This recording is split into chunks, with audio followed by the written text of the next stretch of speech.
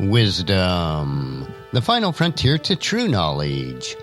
Welcome to Wisdom Trek, where our mission is to create a legacy of wisdom, to seek out discernment and insights, to boldly grow where few have chosen to grow before. Hello, my friend. I am Guthrie Chamberlain, your captain on our journey to increase wisdom and create a living legacy. Thank you for joining us today as we explore wisdom on our second millennium of podcast. This is day 1158 of our trek, and it is time for our Philosophy Friday series. Each Friday, we will ponder some of the basic truths and mysteries of life and how they can impact us in creating our living legacy.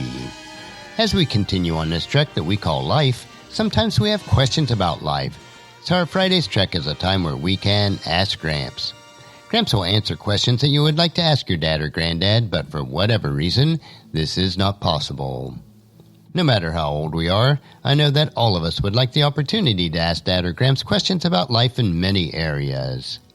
We will mix it up a bit on our Friday episodes, but we'll strive to keep them down to earth and enjoyable. If you have any questions that you would like to ask Gramps, please email them to guthrie@wisdom-trek.com. So our question for this week is, Hey Gramps, I desire to be a patient and kind person, but there are times where it seems like my anger gets the best of me, and I lash out only to feel defeated afterwards. Do you have any wisdom to help me control my anger? So today's lesson will be, move away from anger.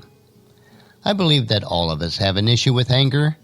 There may be times and seasons where it is harder to control, but it is still possible to live a life where we control our anger or direct our anger in a constructive and beneficial direction.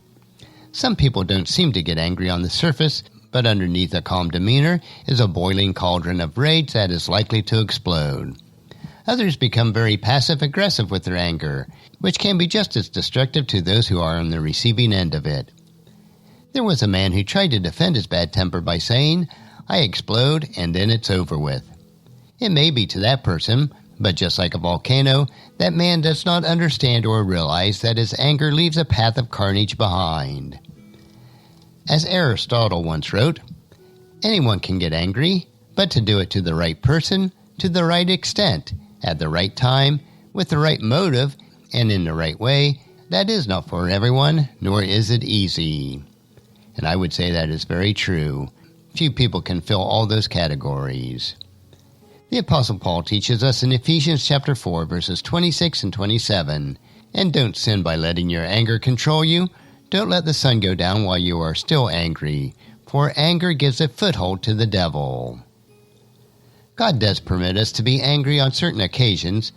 In other words, it is not always sinful to experience or even display anger. But in the same verse, Paul warns us not to let our anger lead us to sin. Anger can be so destructive because actions that are taken and words spoken in anger cannot be taken back, nor can the damage be easily repaired. Anger gives a foothold to the devil in our lives that, if allowed to continue, will destroy us and those who we become angry with.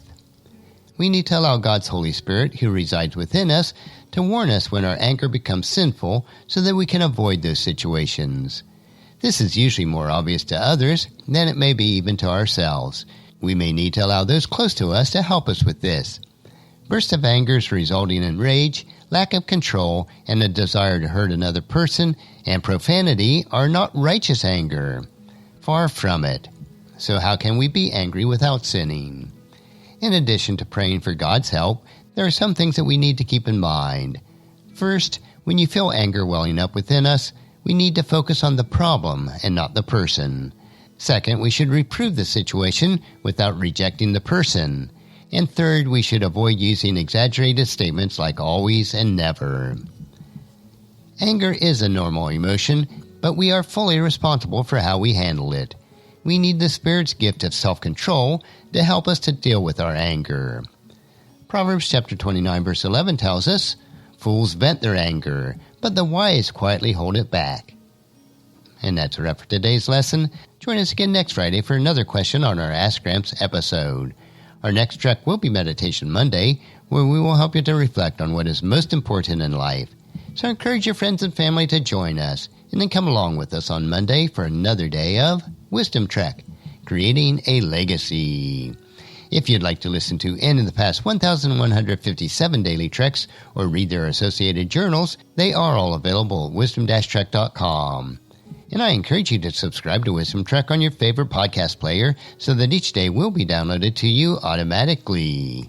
And thank you so much for allowing me to be your guide, your mentor, but most importantly, I am your friend, as I serve you through the Wisdom Trek podcast and journal each day. And as we take this trek of life together, let us always live abundantly, love unconditionally, listen intentionally, learn continuously, lend to others generously, lead with integrity, and then leave a living legacy each day. I am Guthrie Chamberlain, reminding you to keep moving forward. Enjoy your journey, and then create a great day every day. See you on Monday.